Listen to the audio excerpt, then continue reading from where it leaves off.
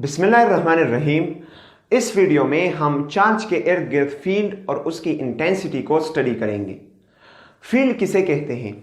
एक ऐसा reason of space जिसके हर एक पॉइंट पे एक फिजिकल क्वांटिटी मौजूद हो, यानी हर एक पॉइंट पे उस फिजिकल क्वांटिटी की कोई ना कोई वैल्यू मौजूद हो, तो हम इस रीजन ऑफ स्पेस को उस फिजिकल क्वांटिटी का फील्ड कहते हैं। मिसाल के तौर पे ये अगर एक रीजन ऑफ स्पेस है और इसके हर एक पॉइंट पे टेम्परेचर मौजूद है, यानी टेम्परेचर की कोई ना कोई वैल्यू मौजूद है। लेट्स सपोज इस पॉइंट 1 पे, इस पॉइंट पे T1 है, इस पे T2 है, इस पे T6 एंड सो ऑन, तो हम इस रीजन ऑफ स्पेस को टेम्परेचर फील्ड कहते हैं। सिमिलरली चार्ज के इर्द गिर्द एक ऐसा रीजन ऑफ स्पेस जिसके हर एक पॉइंट पे ये चार्ज पार्टिकल किसी दूसरे चार्ज पार्टिकल पे फोर्स लगा सकता है, तो इस रीजन ऑफ स्पेस को हम इस चार्ज पार्टिकल का इलेक्ट्रिक फील्ड कहते हैं। मिसाल के तौर पे ये अगर एक चार्ज है, चार्ज Q, इसके इर्द गिर्द ये रीजन ऑफ स्पेस जिसके हर एक पॉइंट पे ये किसी दूसरे चार्ज पार्टिकल पे फोर्स लगा सकता है, तो इस रीजन ऑफ स्पेस को हम इस चार्ज Q का इलेक्ट्रिक फील्ड कहते हैं। अगर हम टेम्परेचर फील्ड में किसी खास पॉइंट पे टेम्परेचर मालूम करना चाहते हैं, टेम्परेचर की वैल्यू मालूम करना चाहते हैं, तो हम उस खास पॉइंट पे टेम्परेचर का सिर्फ और सिर्फ मैग्नीट्यूड फाइंड करेंगे। क्योंकि टेम्परेचर एक स्केलर क्वांटिटी है, उसको डायरेक्शन की जरूरत नहीं होती, तो स्केलर क्वांटिटी के फील्ड को हम फिर स्केलर फील्ड कहते हैं।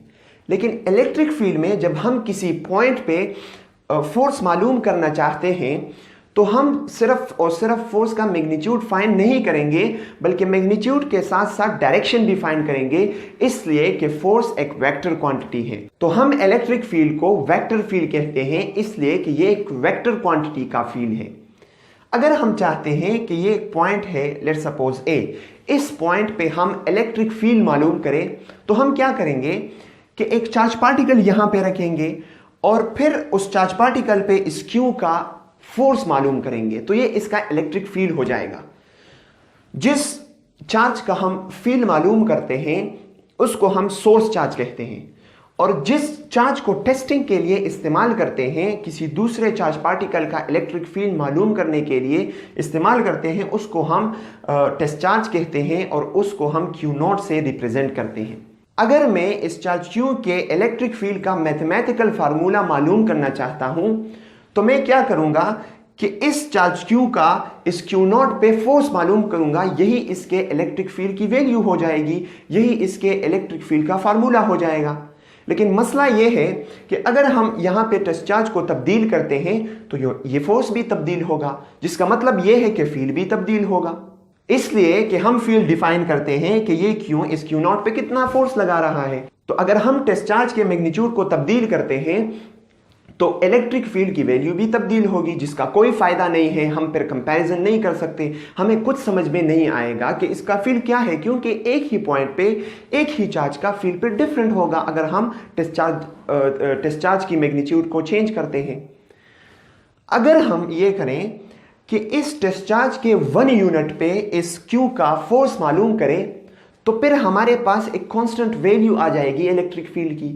वो इसलिए कि ये चार्ज Q टेस्ट चार्ज के हर एक यूनिट पे एक खास फोर्स लगाता है, और वो फोर्स तो हम जानते हैं कि चेंज नहीं होता। तो अगर हम उस 1 यूनिट ऑफ टेस्ट चार्ज पे इस चार्ज पार्टिकल का फोर्स मालूम करें, तो ये इलेक्ट्रिक फील्ड का फार्मूला हो जाएगा। So the electric field is equal to the coulombic force which is exerted by this source charge per unit test charge. एक यूनिट टेस्ट चार्ज पे कोई सोर्स चार्ज जितना फोर्स एक्सर्ट कर रहा है, वही इसकी इलेक्ट्रिक फील्ड की वैल्यू होगी। अगर हम कूलम्स लॉ से इस फोर्स का फार्मूला लिखे, तो इलेक्ट्रिक फील्ड का ये फॉर्म हो जाएगा। लेकिन यहां पे Q0 और Q0 एक दूसरे को कैंसिल करते हैं। मतलब ये हुआ कि किसी खास पॉइंट पे इलेक्ट्रिक फील्ड सिर्फ और सिर्फ सोर्स चार्ज पे डिपेंड करता है। अगर हम चाहते हैं कि उस खास पॉइंट पे इलेक्ट्रिक फील्ड को हम बढ़ाए, तो हम सोर्स चार्ज के मैग्नीट्यूड को ज्यादा करेंगे। अगर हम चाहते हैं कि किसी उस पॉइंट पे इलेक्ट्रिक फील्ड की वैल्यू को कम करें, तो हम सोर्स चार्ज की वैल्यू को कम करेंगे। अब अगर हम चाहते हैं कि किसी खास पॉइंट पे जो एक्चुअल फोर्स लगता है वो मालूम करें, तो हमें पता है कि electric field is equal to the coulombic force per unit test charge. अब अगर हम चाहते हैं कि इस टेस्ट चार्ज पर हम वो फोर्स मालूम करें जो कि ये Q1 लगा रहा है, तो अगर हम इस Q0 को बोथ साइड मल्टीप्लाई करें तो फोर्स आ जाएगा the electric field multiply with the magnitude of the test charge. अगर हम इसको जनरलाइज करें तो हम ये कह सकते हैं कि किसी पॉइंट पे अगर हम एक चार्ज को रखते हैं, लेट्स सपोज Q2, तो इस चार्ज पर ये Q1 जितना फोर्स लगा रहा है वो बराबर है इस Q1 की वजह से जो इलेक्ट्रिक फील्ड है, यानी the coulombic force which is exerted by this Q1 on this Q2 will be equal to the electric field due to this Q1 charge multiply with the magnitude of the Q2। मतलब यह है कि अगर हम चाहते हैं कि इस Q2 पे हम इस Q1 की वजह से फोर्स मालूम करें, तो हम इस Q1 की वजह से जो इलेक्ट्रिक फील्ड है उसको इस Q2 के मैग्नीट्यूड के साथ मल्टीप्लाई कर लेंगे। इलेक्ट्रिक फील्ड का कॉन्सेप्ट माइकल फेराडे ने दिया था। वो इलेक्ट्रिक फील्ड का मैथमेटिकल फार्मूला निकालने में कामयाब नहीं हुआ। उसने कहा कि चार्ज के इर्द गिर्द फील्ड को हम लाइंस ऑफ फोर्स के साथ रिप्रेजेंट कर सकते हैं। ये बात याद रखिए कि जब भी हम टेस्ट चार्ज लेंगे तो ये एक रिवायत है, एक कन्वेंशन है कि हम हमेशा टेस्ट चार्ज पॉजिटिव लेंगे। तो अगर हम पॉजिटिव चार्ज के फील्ड में एक टेस्ट चार्ज को रखें, हमें पता है टेस्ट चार्ज पॉजिटिव होता है हमेशा, तो वो टेस्ट चार्ज को रिपेल करेगा। तो अगर हम उस टेस्ट चार्ज के पाथ को फॉलो करें और उस पर एक लाइन लगा लें तो इसका एक ग्राफिकल रिप्रेजेंटेशन, एक इलेक्ट्रिक फील्ड का एक पिक्चर बन जाएगा, जिसकी वजह से इलेक्ट्रिक फील्ड को समझने में बहुत आसानी होगी। हम इस तरीक़ेकार से इलेक्ट्रिक फील्ड को रिप्रेजेंट करने को रिप्रेजेंटेशन ऑफ इलेक्ट्रिक फील्ड्स कहते हैं। अब अगर यहां पे मैं टेस्ट चार्ज रखता हूं, यहां पे किसी पॉइंट पे भी पॉजिटिव चार्ज के फील्ड में किसी पॉइंट पे भी अगर मैं टेस्ट चार्ज रखता हूं तो ये इसे रिपेल करेगा। मतलब ये है कि पॉजिटिव चार्ज का फील्ड आउटवर्ड होता है, यानी अगर हम उसमें टेस्ट चार्ज रखते हैं तो उसको क्या करता है, रिपेल करता है। तो इसका हर एक पॉजिटिव चार्ज का हर एक डायरेक्शन में फील्ड वो आउटवर्ड होता है, जिसको हम रेडियली आउटवर्ड कहते हैं। अगर हम नेगेटिव चार्ज का फील्ड देखें तो टेस्ट चार्ज तो पॉजिटिव होता है, नेगेटिव चार्ज उसको अट्रैक्ट करता है, इसलिए हम कहते हैं कि नेगेटिव चार्ज का फील्ड वो रेडियली इनवर्ड होता है, हर एक डायरेक्शन से वो अब टेस्ट चार्ज को अपनी तरफ खींचता है। इन लाइंस को, यानी जो हमने टेस्ट चार्ज के पाथ को फॉलो कर दिया और जो लाइंस हमने ड्रा किए इस इलेक्ट्रिक फील्ड के रिप्रेजेंट करने के लिए, इसको हम इलेक्ट्रिक फील्ड लाइंस भी कहते हैं।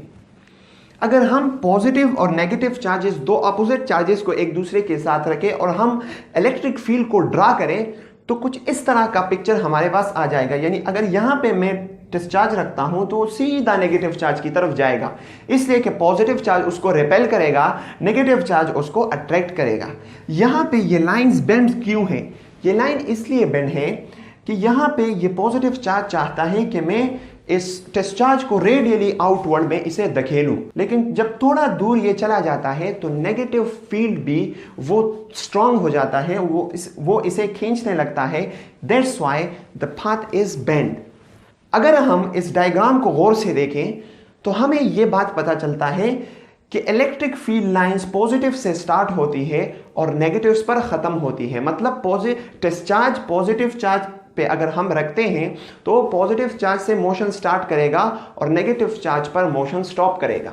यहां ऐसे भी पॉइंट्स हैं इस पॉजिटिव और नेगेटिव के दरमियान, ये सारे पॉइंट्स जो है इसमें इलेक्ट्रिक फील्ड इन दोनों के इलेक्ट्रिक फील्ड के वेक्टर सम के बराबर है, यानी हम उसका वेक्टर सम लेंगे। सिर्फ और सिर्फ ये स्ट्रेट लाइन ऐसा है जिसमें पॉजिटिव और नेगेटिव का वो field exactly in the same direction होता है, तो हम यहां पे सिंपल सम ले सकते हैं।